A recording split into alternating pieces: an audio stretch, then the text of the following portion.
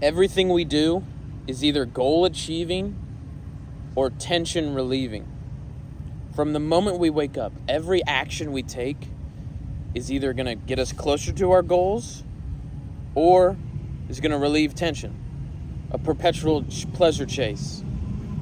Okay, we either step forward into growth or we step back into comfort. I look back at my life, just a constant, never-ending pleasure chase. 260, high school, on antidepressants, smoking every day, drinking way too much, watching way too much porn, stuffing my face with fast food and bullshit, constantly wasting time, no goals, goal achieving. If you were to ask me back then, Trevor, what are your goals? I would have said, goals? What are you talking about? FIFA? What are you talking about? I don't know. See, goals are what gets us to move. Most people don't have goals. I didn't have goals. I was just drifting. And that's what constant pleasure seeking is. You're drifting. It's like a ship without a rudder. A ship without a captain. If you asked a captain where they're going, he would be able to tell you like that. They don't leave the harbor without a destination in mind.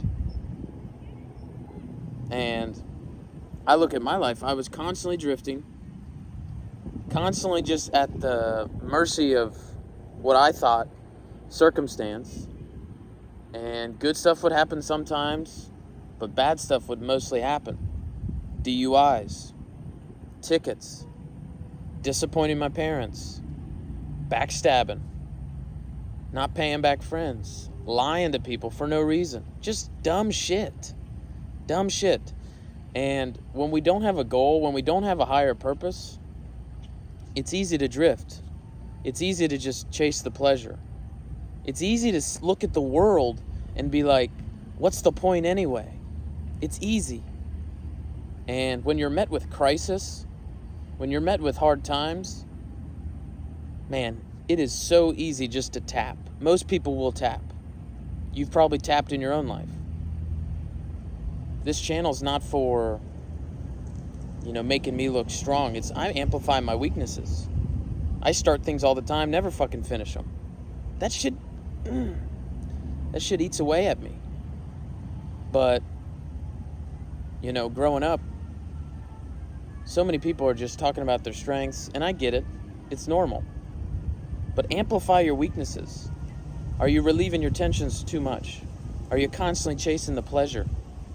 Are you constantly escaping your reality to an escaped reality? To where you don't have to take the responsibility. But it's interesting. It always comes back, and your results are an indicator of what you've been doing.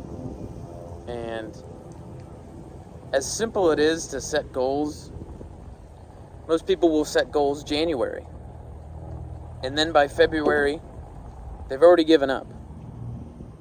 And the problem there is, when you're setting a goal, most people set goals that they already can do. Or they set goals that they think they could do. Okay, and then they just go in this loop. They start off with uninformed optimism. They're optimistic. I'm going to write these goals. Things are going to happen. Then they get informed pessimism. And they're like, this gym stuff is not for me. Or, man, dude, do I really have to eat this all the time? I can't, have a drink? I can't, get a caramel frappe? And they go through this. And then, at a certain point, they get to the valley of despair. And this is where everyone quits. This is where they realize how fucking hard it is. They realize, holy shit, this is a lot harder than I thought. And they quit. They give up. You know, in a relationship, when it gets really tough, that's the breaking point. They say if you're together for 5 years, you'll get past that. The majority of the time, they'll be together for the rest of their life. Because in that 5 years, you're going to reach the valley of despair. And it's going to be really fucking hard. But most people, they quit. The grass is always greener. Shiny object syndrome. But here's the thing. When you get through the valley of despair, then you get what we called informed optimism. Remember, we started with uninformed optimism. Now we have informed optimism, where we know how hard it is. We just got out of the valley of despair. We know how fucking hard it is. But we develop this relationship where we know that these hard times are strengthening us. This is necessary. Nothing that comes easy is worth it. But this goal we have is worth it. So we're going to go through this. And then once you get past informed optimism, then you have success. Then you're in the 5%, the 2%, the 1% that push through. You look at any sales organization, the top salesman is like miles ahead of second place. And then second and third are close, but then there's a huge gap in between 5, 6, and 7. And then 10 down is like, they're not even close. And you wonder why that is. To get through the valley of despair, it takes long view. And if every action we're taking is pleasure seeking, is tension relieving, it's really hard. And it's almost virtually impossible to see the vision when you're constantly chasing pleasure. But when your actions are aligned and you're taking these steps, you're doing the work, you're putting in the effort, you know hard times are going to come.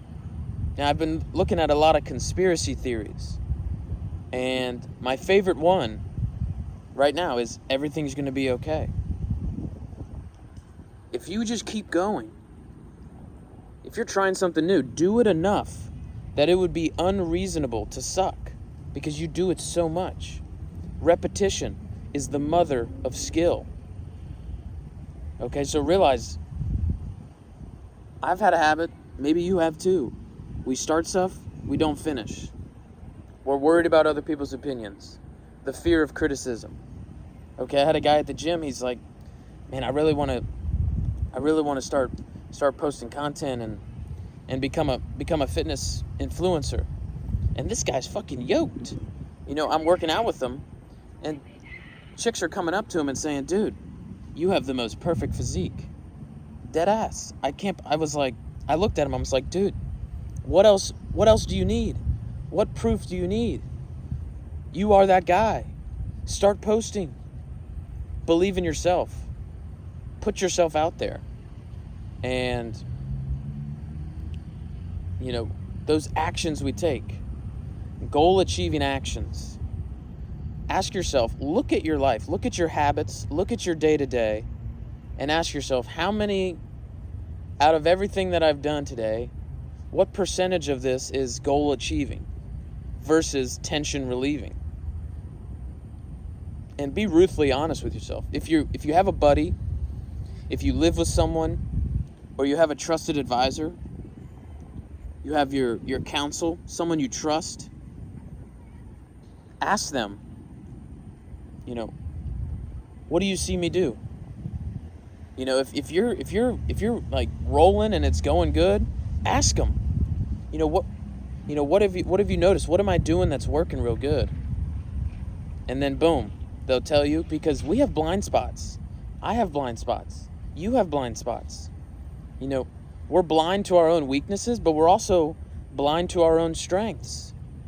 So if you have someone that can tell you, hey, you're doing this, this, and this, and, you know, that's obviously working out in your favor and it's getting you the results you want. Boom. Reinforce that.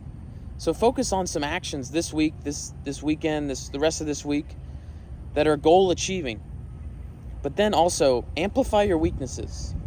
Amplify what is tension relieving. And cut that shit out.